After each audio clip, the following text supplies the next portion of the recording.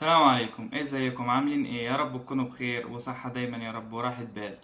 النهاردة هنتكلم عن معتقدات خاطئة في الدايت. كتير مننا بنعملها وبنظن ان هي مفيدة للدايت وبتفيدنا وبتزود معدل الحرق. بس للأسف هي سلاح ذو حدين، لو ما استخدمتهاش صح فهي بتضر جسمك وانت ما تعرفش، وبتسبب لك مشاكل كتير وبتعمل عندك ثبات وزن وحاجات كتيرة انت مش واخد بالك منها. ودايما بنبص ليها للجانب الإيجابي بتاعها قبل ما نبص للجانب السلبي. بس حابب قبل ما نعرف المعتقدات دي عبارة عن ايه. يا ريت متنسناش باللايك، ولو انت جديد اهلا وسهلا بيك، نورت القناة وفايتك كتير، يا ريت تنزل حالا تشترك وتفعل جرس التنبيهات عشان يوصلك اشعارات بكل فيديوهات الجديدة. كمان لازم أنا اذكر نفسي واذكركم بالباقيات الصالحات. ويلا ردود ورايا: بسم الله والحمد لله ولا اله الا الله ولا حول ولا قوة الا بالله العلي العظيم. 3 حاجات بنعملهم غلط في الدايت.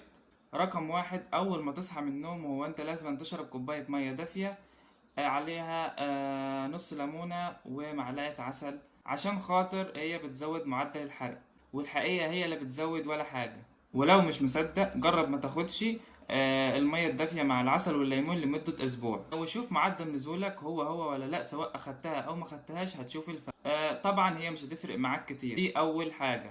الحاجة التانية معانا وهي الشاي الأخضر والقهوة الخضراء، ودي بتزود معدل الحرق بتاعنا، واقدر اخدهم من غير دايت او نظام غذائي، فكده هقدر اخس. بس حابب اقولك على حاجة: مستحيل، مفيش حاجة تقدر تخسسك من غير ما تكون ماشي على دايت او على نظام غذائي متوازن يحتوي على كافة العناصر الغذائية اللي بيحتاجها الجسم في اليوم، عشان جسمك يحرق طبيعي ويقدر يستمر في الحرق ويخسس دهون وما تخسرش عضلات.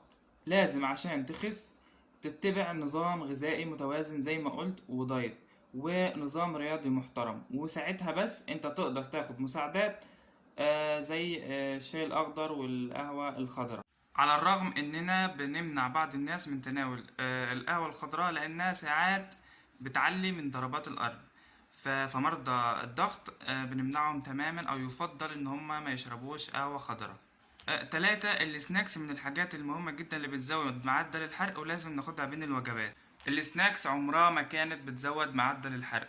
السناكس كل فكرتها ان احنا ممكن نعتمد عليها في الاول او احنا بناخد وجبات كتير بكميات كبيرة، فعشان خاطر جسمك يبدأ يتعود على الهيلثي لايف ستايل تبدأ تاخد بالتدريج من 4 إلى 5 وجبات كبيرة إلى 4 أو 5 وجبات صغيرة، فهو بيفيد في النقطة دي. بس مع الوقت لازم نبطل السناكس دي، لأنك لو التزمت وفضلت ماشي عليها مع الوقت جسمك هيقف الحرق بتاعه. باختصار شديد جدا ان انت لما بتجوع فبتاكل فبيبدأ يرتفع معدل الانسولين عندك في الدم، فبتجوع تاني فبتاكل تاني فبيرتفع معدل الانسولين تاني، فبتجوع تالت فبيرتفع معدل الانسولين تالت، وهكذا، وتفضل في دوامة او دورة كاملة. فكل ما بتزيد الدورة كل ما بيزيد اكلك معاها. تخس فلازم يكون معدل الانسولين بتاعك في معدله الطبيعي.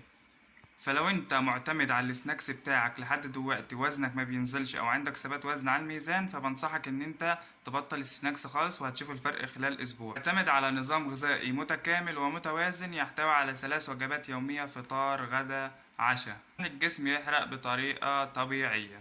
بس كده، ده كان الفيديو بتاعنا النهارده، يا رب تكون افدتك باي معلومة. بنتمنى منك متنساش اللايك والاشتراك، ويا ريت كلنا نهتم، وان شاء الله يجيب معاكم نتيجة كويسة، واستودعكم الله.